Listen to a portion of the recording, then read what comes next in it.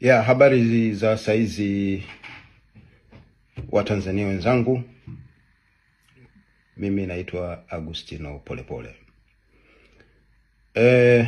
Nimepata summons kutoka jeshi la polisi na ujumbe huu ni moja kwa moja kwa jeshi la polisi. Mmenitumia summons, imefika nyumbani na nimeiona mtandaoni. Katika summons hiyo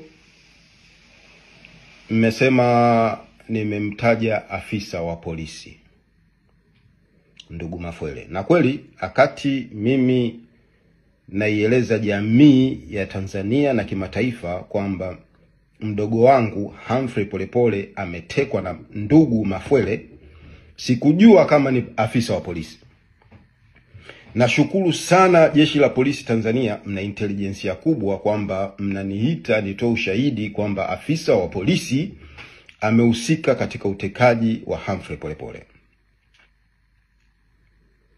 Sasa basi, kuna maswali mengi ya kujiuliza.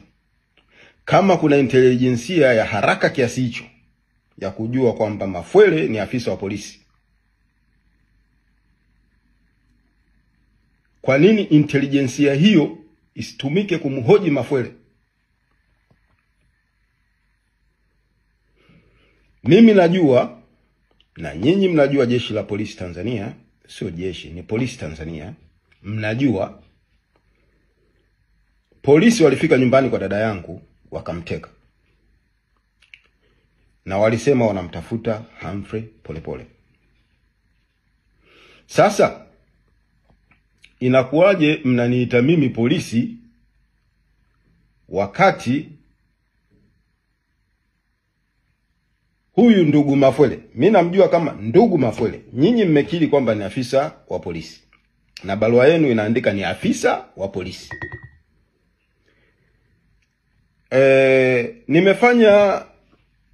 Nimefanya utafiti mdogo mtandaoni. Nimegundua kwamba Mafwele ni Zonal Crime Officer wa polisi Tanzania.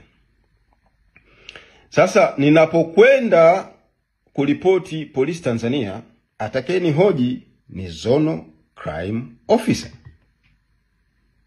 What do you expect?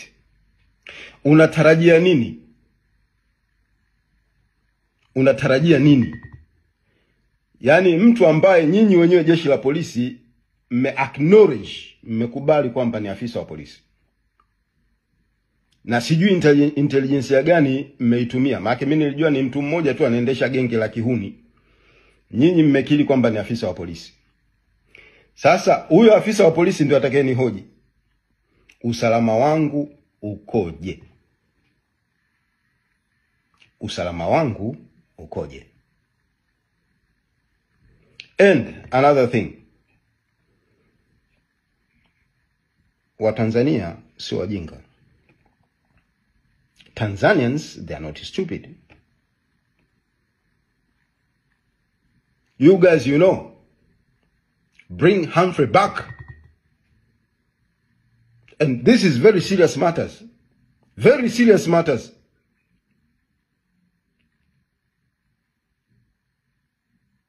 Bring Humphrey back. Kama jeshi la Tanzania kwa intelijensia ya haraka mmegundua kwamba Mafwele ni afisa wa polisi, mmeshindwa kugundua aliyempiga risasi Lissu kwenye compound ya wafanyakazi wa serikali, maafisa. Tena sio maafisa wa kawaida, maafisa wa juu. Na mpaka sasa mnamshikilia na hamjawahi kumhoji. Nawaambieni, mnapoteza weledi wa kazi yenu. Mnapoteza heshima ya kazi yenu. Kwa sababu mnapata kodi, mishahara yenu ni kodi za Watanzania wote.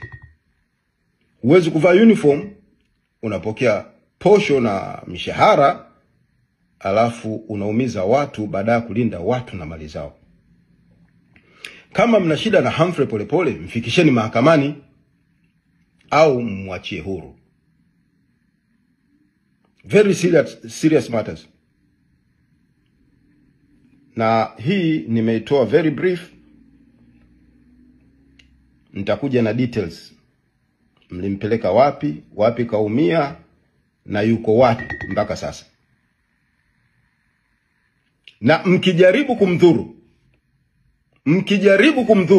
in any way,